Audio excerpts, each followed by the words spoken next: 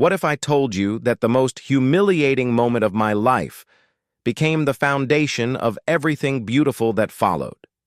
That a single afternoon in a small American town could shatter my pride so completely, yet rebuild me into someone I never thought I could become?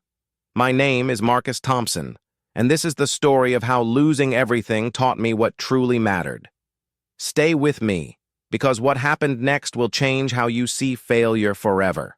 The autumn leaves painted Millbrook, Ohio in shades of amber and gold, their gentle rustling accompanying my confident footsteps as I walked down Main Street that crisp October morning. At 28, I had it all figured out, or so I thought. My tech consulting firm, Thompson Digital Solutions, had just landed its biggest client yet, a manufacturing company that promised to transform our small town's economic landscape.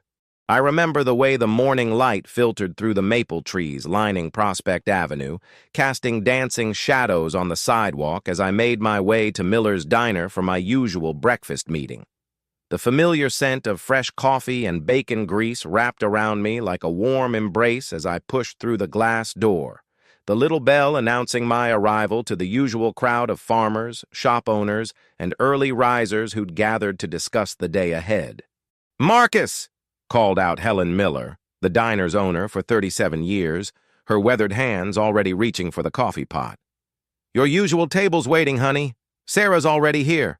Sarah Chen, my business partner and the brilliant mind behind our software development, sat hunched over her laptop in our corner booth, her dark hair falling like a curtain around her face as she typed furiously. We'd known each other since college, where her quiet genius had complemented my natural salesmanship perfectly. Together, we'd built something remarkable from nothing more than ambition and late-night coding sessions in her cramped apartment. "The Morrison Industries contract is finally ready for signature," she said without looking up, her fingers never pausing on the keyboard. 6 figures, Marcus. Can you believe it? 2 years ago, we were eating ramen for dinner every night, and now... I slid into the booth across from her, my chest swelling with pride. "Now we're about to become the biggest tech firm between Columbus and Cleveland. This contract will change everything, Sarah. New office space, more employees, maybe even expand to Cincinnati." The diner buzzed with the comfortable rhythm of small-town morning conversations. Tom Bradley, who ran the hardware store, was complaining about supply chain issues. Martha Stevens discussed her grandson's college acceptance letters with anyone who'd listen. These were the people who'd watched me grow up, who'd cheered when I graduated summa cum laude from Ohio State, who'd nodded approvingly when I returned home instead of chasing opportunities in Silicon Valley. "Your parents must be so proud," Helen said as she refilled my coffee cup, her eyes crinkling with genuine warmth. "James always said you'd make something of yourself. Even when you were 12 years old, taking apart every electronic device in the house, he knew you had something special." My father, James Thompson, had spent 43 years at the local steel plant before it closed, his calloused hands and stoic demeanor hiding a heart full of dreams he'd never pursued. My mother, Linda, taught 3rd grade at Millbrook Elementary, her gentle patience shaping hundreds of young minds over the decades.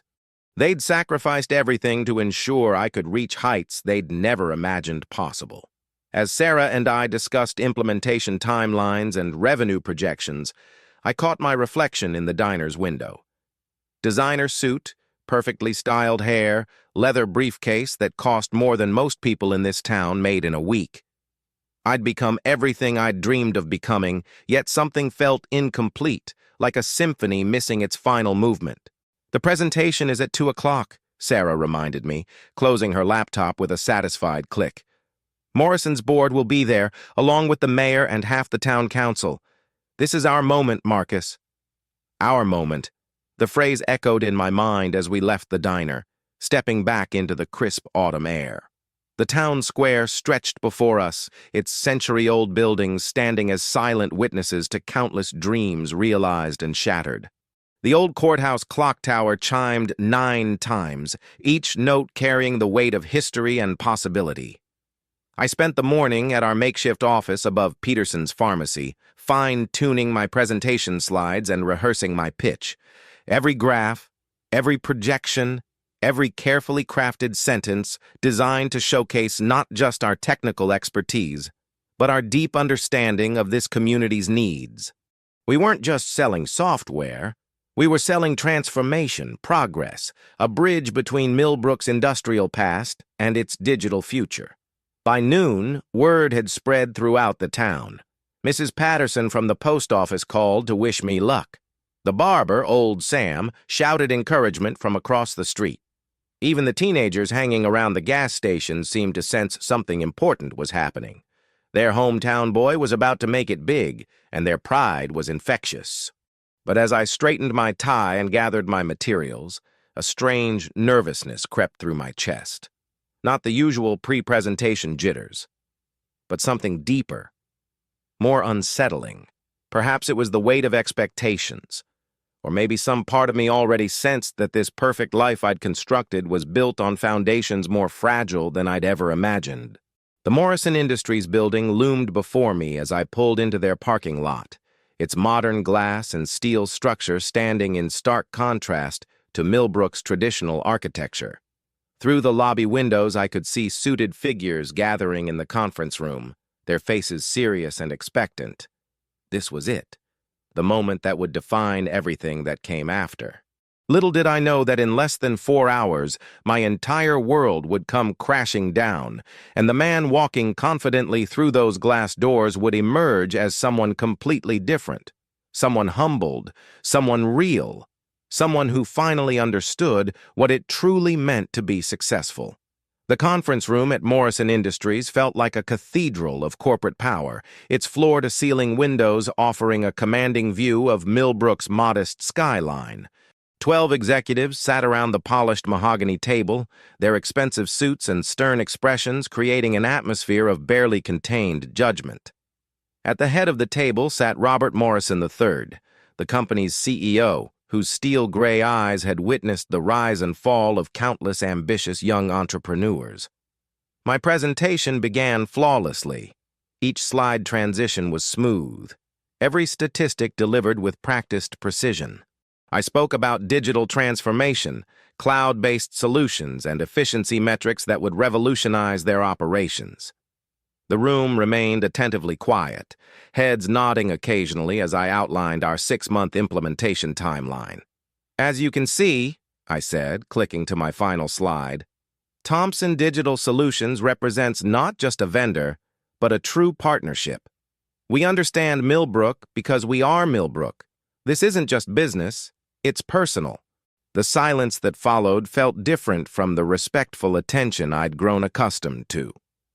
Morrison leaned back in his leather chair, his fingers steepled beneath his chin.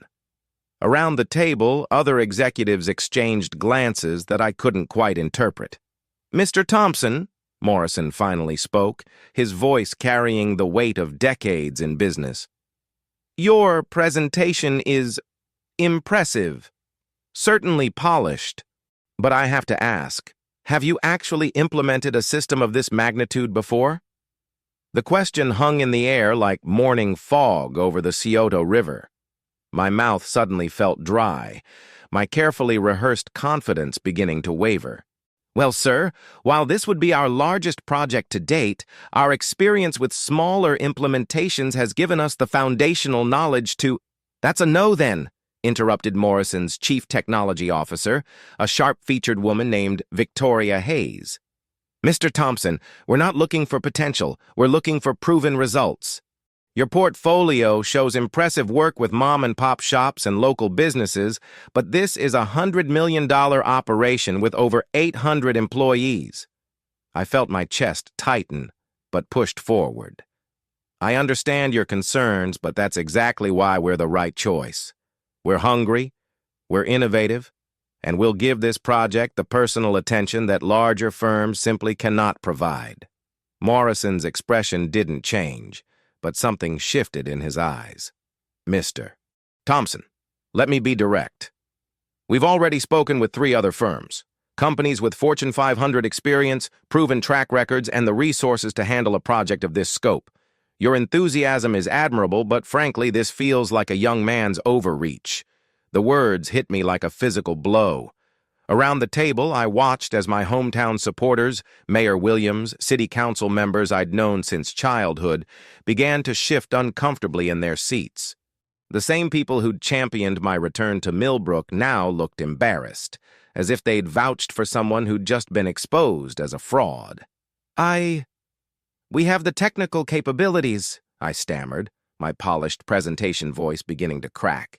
Our team has studied systems like yours extensively and... Studied? Victoria Hayes's laugh was sharp and cutting. Mr. Thompson, we're not looking for theoretical knowledge. We need someone who's actually done this before, who's navigated the inevitable crises, who's learned from real-world mistakes. With all due respect, you're asking us to gamble 8 figures on your potential. Mayor Williams cleared his throat, his face flushed with embarrassment. Perhaps we could discuss a smaller pilot program, something to demonstrate. No, Morrison said firmly, his gaze never leaving my face. I appreciate the city's enthusiasm for local business, but this isn't a charity project. We have shareholders, employees, and responsibilities that extend far beyond community goodwill. The room fell silent except for the distant hum of air conditioning and the sound of my heart pounding in my ears. I could feel sweat beginning to bead on my forehead, my carefully styled hair feeling suddenly heavy and out of place. Everything I'd built my identity around, my education, my ambition, my rise from small-town origins, felt hollow and insignificant under Morrison's scrutiny. I'm sorry to have wasted your time, I managed to say, my voice barely above a whisper. My hands shook slightly as I gathered my presentation materials, the laptop that had felt so professional and powerful now seeming like a child's toy. As I stood to leave, Morrison's voice followed me to the door. Mr. Thompson, there's nothing wrong with ambition, but there's a difference between confidence and arrogance, between believing in yourself and overestimating your abilities. Perhaps this experience will teach you that difference. The walk through Morrison Industries' lobby felt like a funeral march. The same receptionist who'd smiled warmly at my arrival now averted her eyes, her professional courtesy unable to mask the awkwardness of witnessing someone's public failure. The glass doors that had welcomed me with promise now felt like barriers, separating me from the life I'd thought was within my grasp. Outside, the autumn air felt colder than before, the golden leaves that had seemed so beautiful that morning now appearing brittle and lifeless. I sat in my car for several minutes, my hands gripping the steering wheel as I tried to process what had just happened. The dashboard clock showed 3:47 p.m. In less than 2 hours, my entire identity had been stripped away, leaving me feeling more exposed and vulnerable than I'd ever been in my adult life. The drive back to Main Street felt endless. At every stoplight, I imagined the conversations already beginning around dinner tables throughout Millbrook. The boy who'd returned home with such fanfare, who'd promised to bring the future to their small town, had just been revealed as nothing more than an ambitious dreamer with delusions of grandeur. Sarah was waiting at the diner when I arrived, her laptop closed, her face etched with concern. She didn't need to ask what had happened. The defeat was written across my features like a headline in the Millbrook Gazette. "It's over," I said, sliding into the booth across from her. "They saw right through me, Sarah. Everything we built, everything we promised. It was all just pretense." Helen Miller approached our table with her usual warmth, but even she seemed to sense the gravity of the moment. "Coffee, honey?" she asked gently, her maternal instincts recognizing pain when she saw it. As the reality of our situation sank in, I felt something I hadn't experienced since childhood: complete and utter helplessness. The boy who'd grown up believing he could conquer the world had just learned that wanting something badly enough doesn't make it achievable. Sometimes, the gap between dreams and reality is simply too vast to bridge with enthusiasm alone. But in that moment of complete defeat, as I sat surrounded by the people and places that had shaped me, something unexpected began to stir. It would take time to recognize it, but my real education was just beginning. The next 3 weeks passed like a slow-motion nightmare. News of the Morrison Industries debacle spread through Millbrook faster than autumn wildfire, carried by whispered conversations at the post office, knowing glances at the grocery store, and the kind of small-town gossip that transforms facts into legends.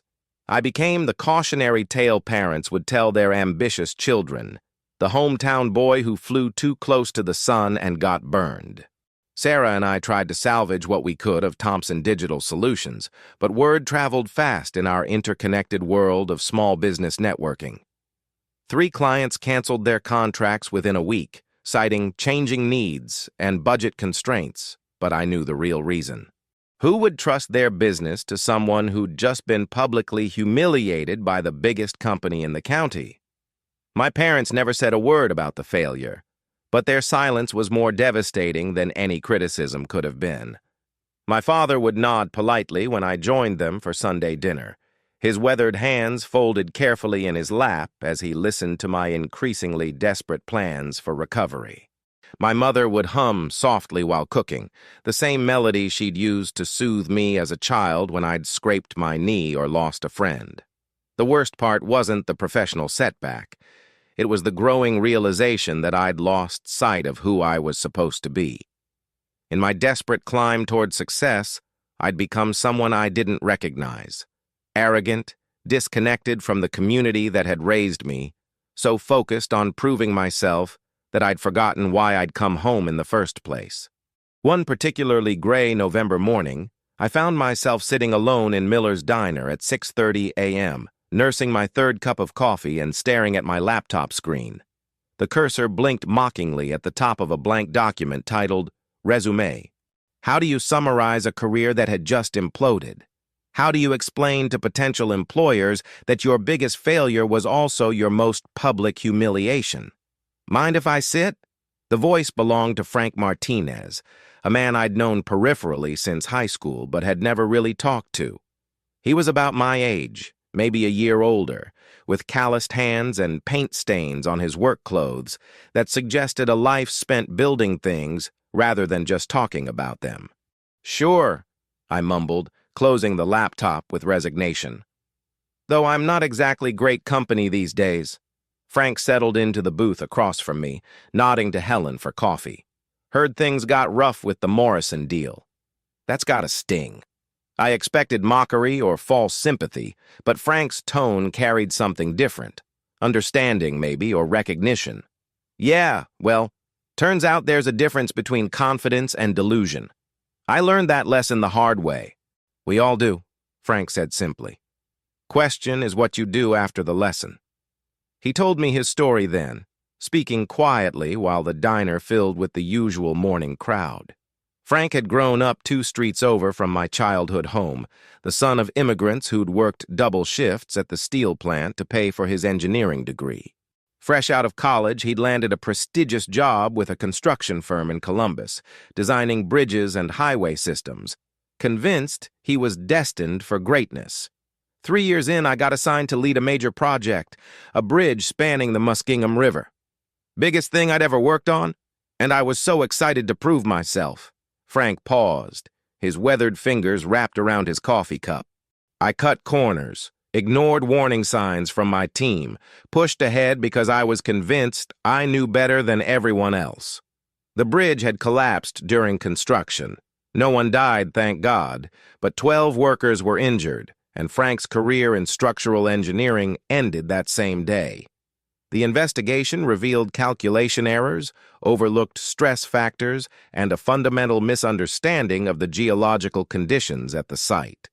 "I thought my life was over," Frank continued, his eyes distant with memory. 26 years old, blacklisted from every engineering firm in Ohio, carrying the guilt of those injured workers. I came back home thinking I was a failure, that I'd wasted everything my parents had sacrificed for. But Frank's story didn't end there.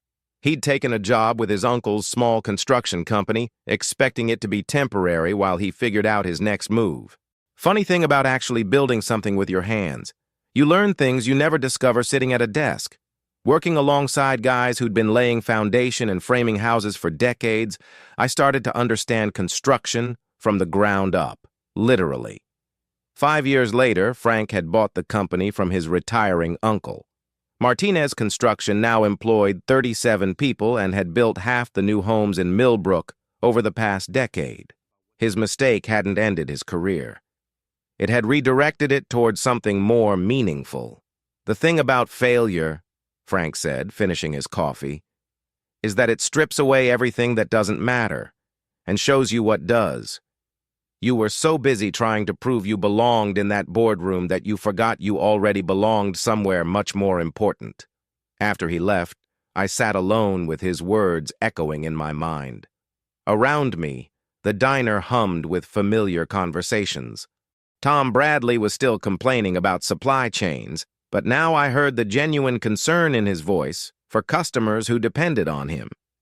Martha Stevens had moved on from her grandson's college letters to worrying about her elderly neighbor who'd been struggling with health issues. These weren't just small-town gossips killing time over coffee. They were people deeply connected to each other, to this place, to something larger than their individual ambitions. And I'd been too blind to see it, too focused on escaping to recognize what I already had. That afternoon, I drove to the Morrison Industries parking lot and sat in my car, staring at the building where my dreams had died 3 weeks earlier. But instead of feeling angry or bitter, I felt something unexpected. Gratitude. Morrison had done me a favor by exposing my arrogance before I'd made even worse mistakes. He'd forced me to confront the difference between who I thought I was and who I actually was. For the first time since the failed presentation, I began to see clearly. The problem wasn't that I'd aimed too high. It was that I'd been aiming at the wrong target entirely. Success wasn't about proving myself to strangers in boardrooms. It wasn't about escaping my origins or transcending my community. Real success meant finding ways to contribute meaningfully to the place and people that had shaped me. As the sun set behind the office building, casting long shadows across the parking lot, I finally understood what I needed to do. It would require swallowing my pride completely, admitting my mistakes publicly, and starting over from scratch. But for the first time in weeks, I felt something I'd almost forgotten. Hope. The boy who'd entered that building 3 weeks ago had been destroyed, but maybe, just maybe, a better man could rise from the ashes. Winter arrived early that year, blanketing Millbrook in snow that transformed the familiar streets into something pure and new. I spent most of December walking those streets, really seeing them for the first time in years. Past the hardware store where Tom Bradley had spent 40 years serving neighbors who'd become friends. Past the elementary school where my mother had taught 3 generations of Millbrook children, including me. Past the small houses where families had built lives of quiet dignity and genuine connection. On Christmas Eve, I made a decision that would have horrified the ambitious young man I'd been 6 months earlier.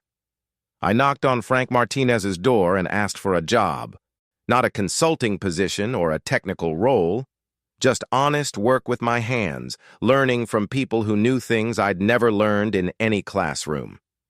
"You sure about this?" Frank asked, studying my face in the porch light. Snow fell softly around us, muffling the sounds of the neighborhood preparing for Christmas morning. "It's hard work, Marcus. Physical work. Nothing glamorous about laying foundation or framing walls." "I'm sure," I replied, and meant it. "I need to learn how to build something real." Frank's crew was skeptical at first, and rightfully so. Here was the college boy who'd tried to revolutionize their town with fancy technology, now showing up in borrowed work boots and gloves, claiming he wanted to learn construction. Miguel Santos, who'd been Frank's foreman for 12 years, assigned me to the simplest, most tedious tasks: carrying lumber, mixing concrete, cleaning up job sites.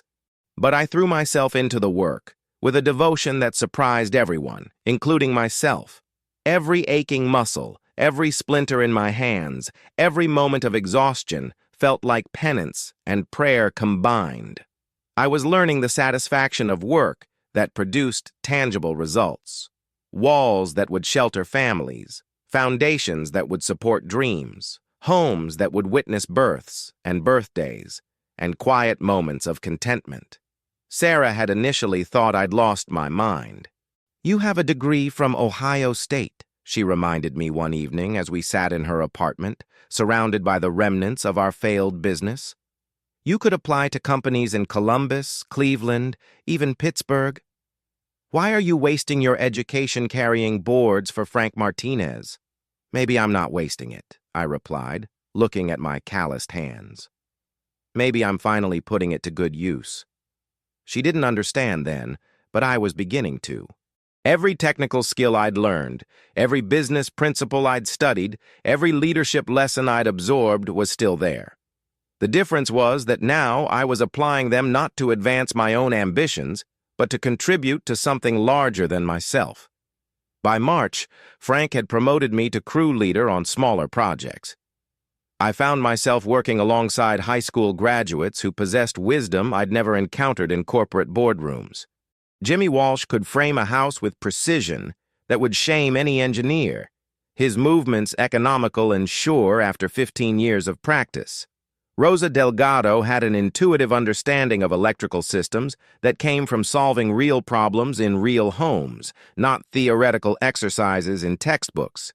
These people became my teachers, and slowly, they became my friends.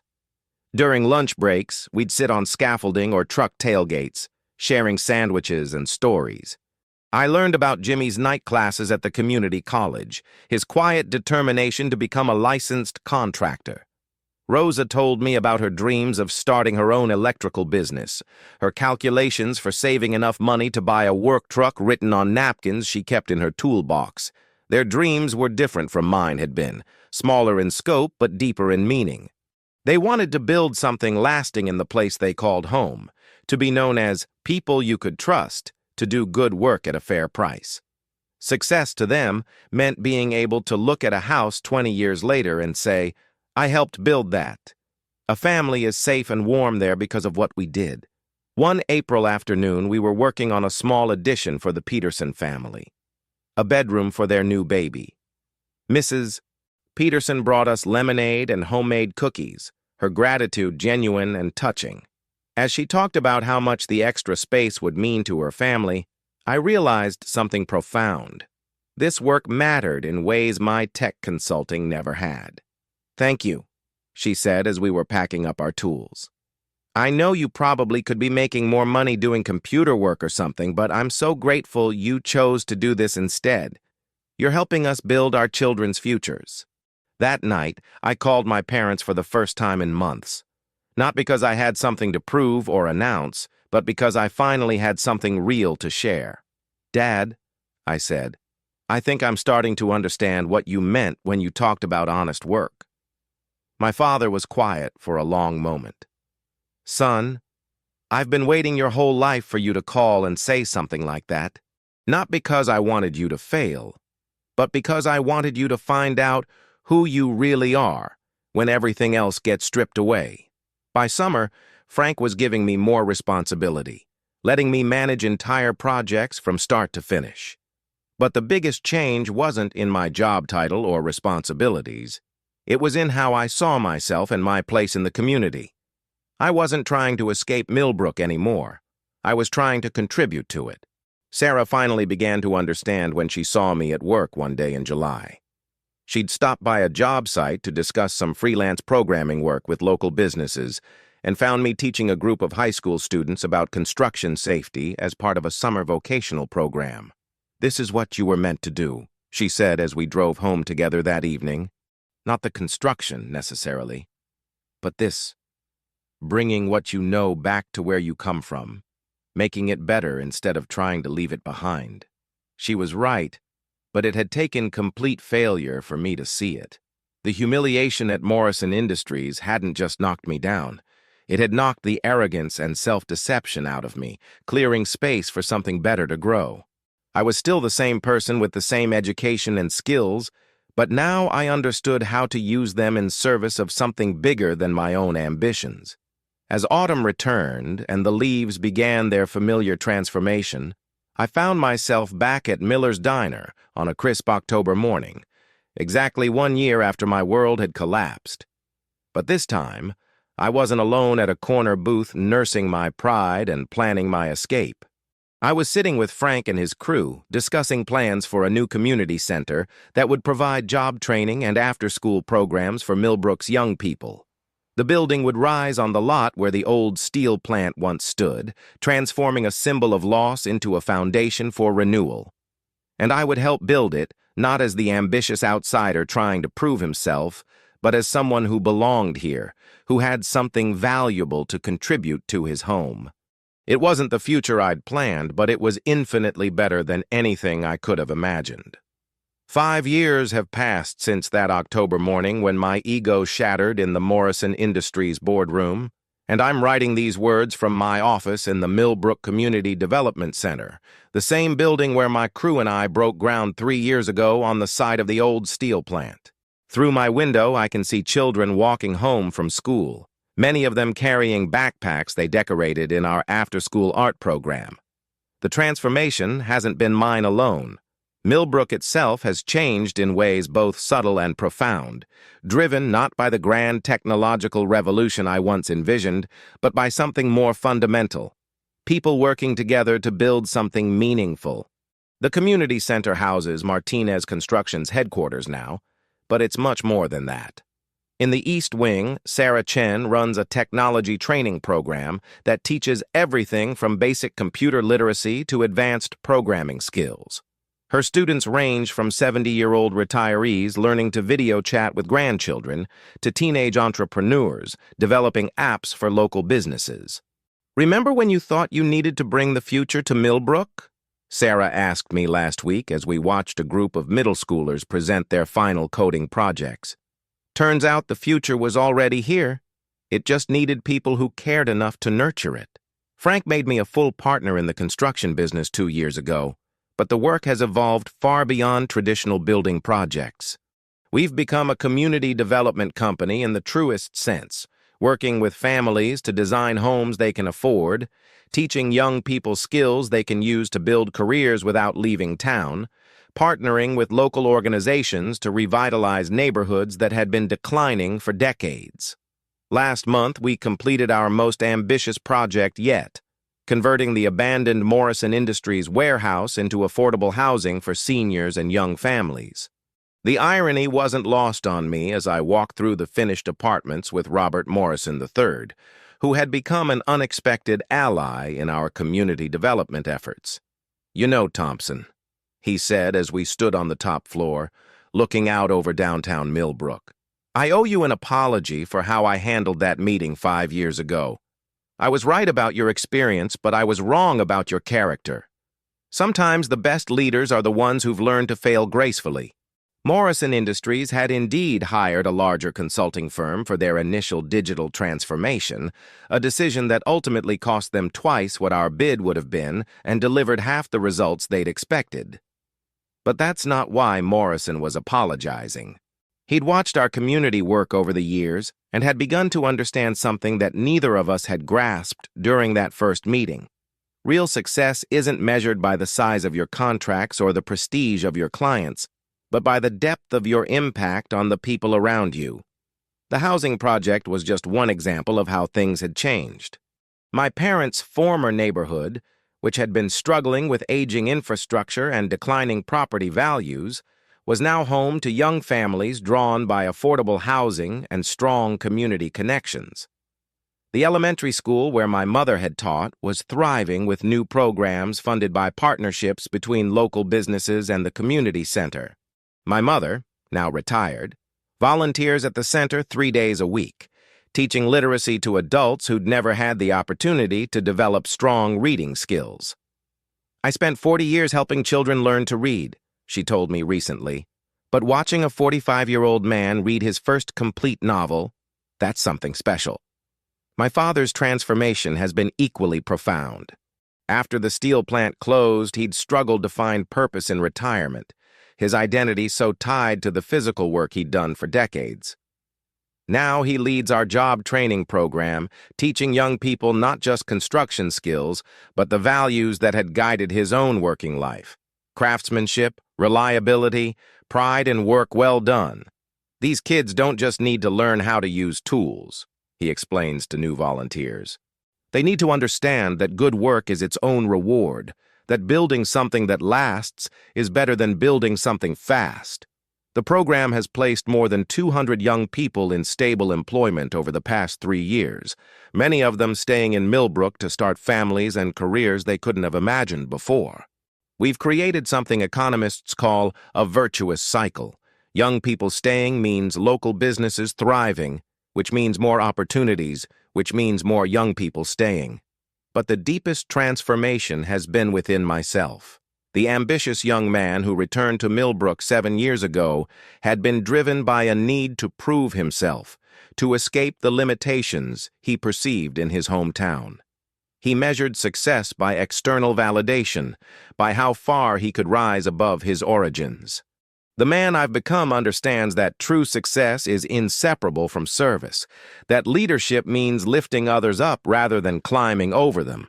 Every project we complete, every young person we train, every family we help house, these aren't stepping stones to something bigger. They are the something bigger. Last Sunday, I was walking down Main Street after church when I passed the old Miller's Diner, now run by Helen's daughter, but still serving the same coffee and homemade pie that had fueled countless community conversations over the years. Through the window, I saw Frank Martinez sharing a booth with a young woman I didn't recognize. Her laptop opened between them as she showed him what looked like architectural drawings. The scene reminded me of my own conversation with Frank 5 years ago, when his story of failure and redemption had helped me see a different path forward.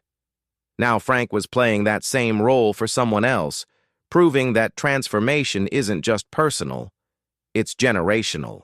As I continued my walk, past the community center where evening classes were beginning, past the new affordable housing where children played in a playground we'd built last spring, past the small businesses thriving because they were embedded in a community that supported them, I felt something I'd never experienced during my days of professional ambition: complete contentment. This wasn't the life I'd planned, but it was infinitely richer than anything I could have imagined. The humiliation I'd suffered in that Morrison Industries boardroom hadn't destroyed me. It had freed me from a version of myself that was too small, too focused on individual achievement to recognize the joy of collective accomplishment. Tomorrow we'll break ground on our next project, an expanded facility for the community center that will include workshop space for small manufacturing, meeting rooms for local organizations, and a commercial kitchen where entrepreneurs can develop food businesses without the overhead of their own restaurants. The project represents everything I've learned about real success. It's collaborative, community-focused, and designed to create opportunities for others rather than just glorify its creators. But tonight I'm content to sit on my front porch, watching the sun set over the town that shaped me, humbled me, and ultimately saved me from the hollow pursuit of achievements that would have left me rich in titles, but poor in meaning. The boy who once dreamed of conquering the world had learned something infinitely more valuable: how to serve the corner of it he'd been given to tend. And in that service, in the daily work of building something lasting and meaningful, I'd found the success that had always eluded me when I was chasing it for its own sake. True success, I finally understood, wasn't about what you could achieve for yourself. It was about what you could help others achieve for themselves and their community. The humiliation that had once felt like the end of everything had actually been the beginning of the only life worth living. If this story moved you, if Marcus's journey from arrogance to humility resonated with your own experiences or dreams, I want to hear from you. Please hit that subscribe button and share your own story of transformation in the comments below. Sometimes our greatest failures become our most important teachers, and I believe that sharing these experiences helps us all grow stronger together. What moment in your life humbled you enough to change your direction completely? Let's build a community of people who understand that true success isn't about what we can take from the world, but what we can give back to it.